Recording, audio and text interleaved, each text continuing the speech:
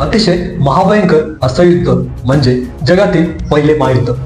या युद्धामध्ये अनेक लोकांना खूप मोठ्या प्रमाणात आपला जीव गमवावा लागला आणि या युद्धामध्ये तब्बल 80 लाख घोडे मृत्युमुखी पडले। तर नमस्कार मंडळी, मी धनंजय किल्लेदार आणि तुम्ही पाहतात आपल्या हक्काचं चॅनल म्हणजेच नवीन काय तर मंडळी, पहिले जागतिक महायुद्ध हे जमिनीवरती लढले गेले। हे महायुद्ध मुख्यत्वे युरोपियन राष्ट्रांदरम्यान झाले, परंतु त्याचा प्रभाव जगभरातील विविध भागावरती पडला। हे युद्ध 28 जुलै 1914 ला सुरू झालं आणि 11 नोव्हेंबर 1918 ला संपले। म्हणजे जवळजवळ हे युद्ध 4 वर्ष चालू होतं। नेमकं हे युद्धाची सुरुवात कशामुळे झाली हे आपण पाहूया। तर मंडळी, बेल्जियमची राजधानी सॅराजेनो येथे सर्बियन मातृपेरूचे 28 जून 1914 रोजी ऑस्ट्रिया हंगेरीचा राजपुत्र आर्चड्यूक फर्डिनांड याची हत्या केली। हेच पहिल्या महायुद्धाचं कारण ठरलं मंडळी।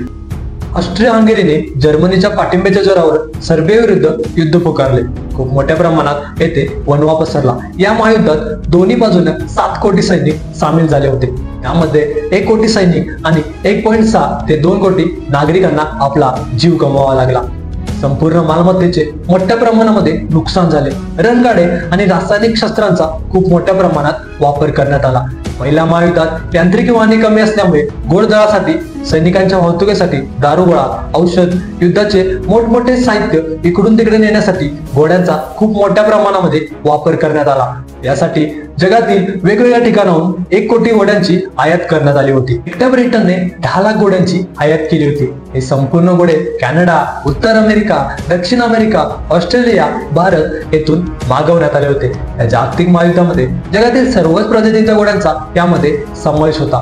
तर या युद्धामध्ये भारतातील स्थानिक प्रजातींच्या घोड्यांचा वापरही करण्यात आला। आता यामध्ये काटेवाड आणि मारवाड या देशी घोड्यांचा वापर इंग्रजांनी मोठ्या प्रमाणात केला, कारण प्रतिकूल हवामान व आव्हानात्मक परिस्थितीमध्ये टिकून राहण्याची क्षमता, कमी देखभालाची गरज, यामुळे यांच्यामध्ये असलेली चपळाई, यामुळेच काटेवाड व मारवाड हे घोडे जास्त प्रभावी ठरले। त्यांच्यामध्ये असलेल्या चांगल्या गुणामुळे ते त्या चांगल्या प्रकारे कामगिरी करू शकले व जागतिक महायुद्धामध्ये 80 लाख घोड्यांना जीव गमवावा लागला। याचं कारण म्हणजे युद्धामध्ये गंभीर परिस्थिती निर्माण झाली होती। अत्याधिक श्रम आणि थकवा, घोड्यांचा वापर सामान वाहतूक, तोफा ओढणे तसेच सैनिकांसाठी सामान वाहतूक साधन म्हणून केला होता। सततच्या वापरामुळे अनेक घोडे मरत होते। युद्धभूमीवरील हिंसा, तोफगोळे, बॉम्बफेक आणि गोळ्यांच्या मारामुळे लाखो घोडे मरण पावले। आजार आणि संसर्ग, युद्धाच्या कठीण परिस्थितीत घोड्यामध्ये संसर्गजन्य आजार पसरले, जसे की गाठीचा ताप किंवा फुफ्फुसातले आजार। अन्नाचा अभाव, युद्ध काळात अन्नधान्याचा तुटवडा होता, त्यामुळे घोड्यांना पोषण मिळत नसे। कठोर हवामान, थंडी, चिखल, अतिशय वाईट हवामानामुळे अनेक घोडे टिकू शकले नाहीत।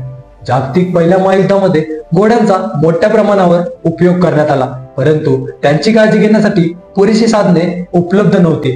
त्यामुळे या प्राण्यांना प्रचंड त्रास सहन करावा लागला आणि त्यांची जीवितहानी झाली। पहिल्या जागतिक महायुद्धादरम्यान युद्धभूमीवरील कठीण परिस्थिती आणि अन्नधान्याचा तुटवडा यामुळे अनेक सैनिक उपासमारीला सामोरे जात होते। अशा परिस्थितीत मृत घोड्यांचे मांस हे त्यांच्यासाठी उपलब्ध असलेलं एकमेव अन्नस्रोत ठरले। सैनिकांनी मांसाचा वापर करून आपल्या भुकेची तात्पुरती सोय केली। याशिवाय स्थानिक जनतेनेही मेलेल्या घोड्यांचे चामडे आणि हाडे विविध कारणासाठी वापरली आणि घोड्यांचे अवशेष शेतात खत म्हणून देखील उपयोगात आणले। पहिल्या महायुद्धातील घोड्यांच्या खूप मोठ्या हानीमुळे युद्धनीती पुढे यांत्रिकीकरणाकडे झुकली। यानंतर घोड्यांचा वापर खूपच कमी झाला। युद्धभूमीवर बलिदान देणाऱ्या घोड्यांची स्मारके अनेक देशात उभा करण्यात आले। या सर्व हानीमध्ये वॉरियर्स हा घोडा मात्र जास्त नशीबवान ठरला। मशीन गन्स, तोफगोळे, चिखलाने भरलेली जमीन, उपासमार या संकटांना तोंड देऊन या घोड्याने आपले कर्तव्य चोखपणे बजावले। हा घोडा ब्रिटनला 1918 साली सुखरूप परतला।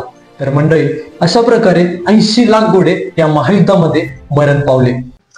तर मंडळी, आजचा व्हिडिओ जर तुम्हाला आवडला असेल तर व्हिडिओला लाईक, शेअर आणि आपल्या नवीन काहीतरी चॅनलला सबस्क्राईब करायला विसरू नका।